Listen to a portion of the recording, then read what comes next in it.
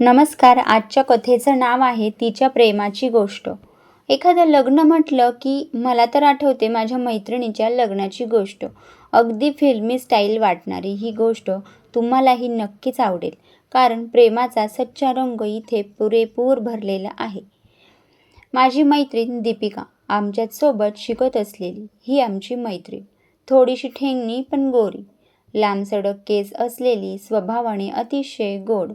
हिंदी साईडवर हिचं बोलणं चालणं इतकं हळूवार होतं की आम्ही सगळे हिला स्लो मोशन म्हणायचो.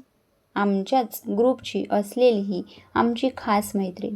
आम्ही हॉस्टेलला राहणाऱ्या असल्याने आमचे खास लाड पुरवणारी आमची ही मैत्रीण अगदी जीवाभावाची होती.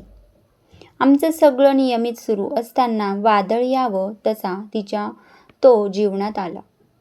त्याचं नाव होतं अभय, तिच्या भावाच्या मित्राचा मित्र. त्याचं शिक्षण झालं आणि इथे चांगली ऑफर आल्याने या नव्या शहरात तो वास्तव्याला आलेला. काही दिवसातच त्याची काही समवयस्कर लोकांशी मैत्री झाली आणि त्यांच्या थ्रू त्यांच्या मित्रांशी अशा प्रकारे तो दीपिकाच्या भावाशी मित्रत्वाने जोडला गेला. आज दीपिकाकडे 31st सेलिब्रेशनची पार्टी होती आणि हा दिवस म्हणजे दीपिकाचा जन्मदिवस, त्यामुळे सेलिब्रेशन अजून जोरदार व्हायचं. आज दीपिका पण तिच्या कॉलेजच्या मैत्रिणींना बोलवलं होतं पार्टीला. आम्ही हॉस्टेलवाल्या त्यामुळे आम्ही जायचं टाळलं, पण आमच्यामधल्या तिघी म्हणजे दीपिकाच्या एकदम फास्ट आणि बेस्ट फ्रेंड्स घरच्यांची परमिशन घेऊन मात्र त्या कार्यक्रमाला गेल्या. दीपिकाच्या भावानेही नव्या मित्राला आमंत्रण दिलं होतं. झालं या पहिल्या भेटीतच दोघेही एकमेकांकडे आकर्षित झाले आणि एकमेकांना आवडायला लागले. हळूहळू नजरभेट, प्रपोज करणे वगैरे गोष्टी झाल्या. दीपिका घरी अतिशय लाडाची. अजून एक छोटी बहीण आणि 2 मोठे भाऊ असा परिवार. भाऊ एकदम चांगले, पण अशा प्रकारच्या भावांचा तीव्र विरोध. त्यातल्या त्यात दीपिका पडली हिंदी साईडर आणि अभय चक्क महाराष्ट्रीय. त्यातल्या त्यात गोरीपान, सुंदर, ठेंगणीशी. दीपिका BAMS होऊन इंटर्नशिपला असणारी आणि उंचपुरा सावळा असा अभय इंजिनिअरिंग करून नोकरी करणारा. आम्हाला मैत्रिणींना सुद्धा या जोडीचा कुठे काही मेळ वाटत नव्हता. तर घरचे राजे होतील ही दूरचीच गोष्ट. तरी दीपिका मात्र त्याच्या प्रेमात पूर्ण बुडालेली. हिला कितीही समजावले तरी या वाटेवरून ढळणार नाही हे आता आम्हाला पक्क समजलं होतं. तिचा त्याच्यावर इतका विश्वास की आम्ही कल्पनाच करू शकत नव्हतो. या आधीची दीपिका शांत, सामान्य वाटणारी आणि आत्ताची दीपिका प्रेमासाठी कोणतेही पाऊल उचलायला तयार असणारी. आम्हाला मात्र तो जुगार वाटत होता. हिला याच्यापेक्षा अजून चांगला मुलगा मिळू शकतो ही आमची कल्पना. दीपिका पण आमची मनस्थिती समजून होती. तिने मात्र पूर्ण विचारांती हा निर्णय घेतल्याचं सांगितलं. आमची सगळ्यांची त्याच्याशी भेट घालून दिली. त्याला भेटल्यावर आम्हाला सुद्धा थोडा विश्वास वाटायला लागला. पण दीपिकाचा भाऊ या लग्नाला तयार होणं अजिबातच शक्य नव्हतं. आमची इंटर्नशिप सुरू असलेली. हॉस्पिटलवरून आलो की आमचा सगळा जथ्था आमच्या हॉस्टेललाच. त्यातल्या त्यात दीपिकाची लहान बहीण या गोष्टीच्या अगदी विरुद्ध असल्याचे दीपिकाच्या लक्षात आले. त्यामुळे आता आम्ही आणि आमचे हॉस्टेल हेच या सगळ्या गोष्टींचे खलबताचे केंद्र बनले. अगदी निरोपांची देवाणघेवाणपासून तर त्याला भेटायला पोहोचवणे इथपर्यंत सगळी कामे आम्ही मैत्रिणींनी पद्धतशीर पार पाडली.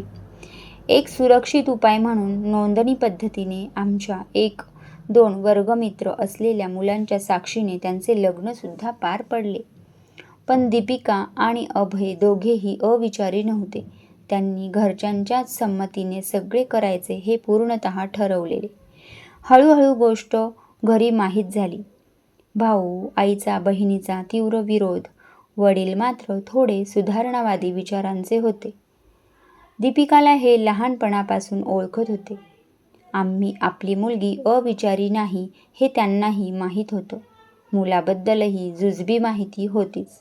वडिलांच्या स्वभावाची कल्पना असल्याने दीपिकाने सुद्धा आपली बाजू त्यांच्याजवळ मांडली आणि दीपिकाचे बाबा मात्र लग्नाला तयार झाले.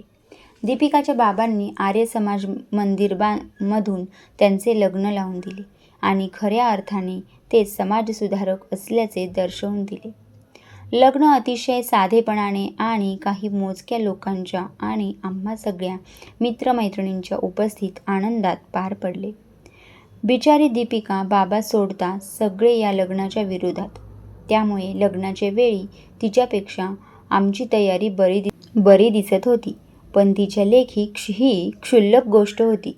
आता लग्न तर लागले होते, आता पुढच्या संसाराचे काय?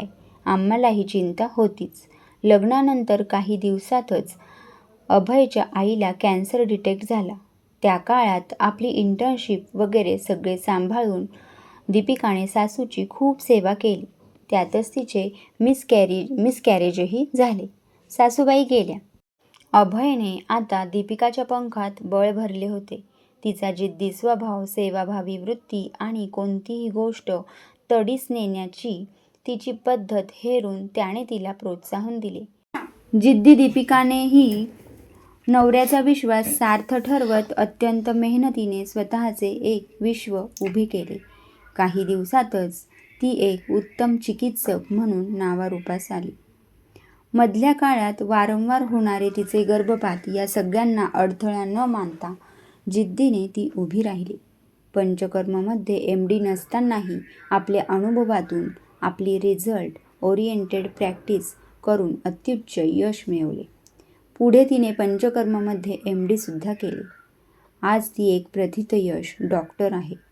उशिराने का होईना त्यांचा संसार वेलीवर एक गोंडस फुलही उमललं आहे.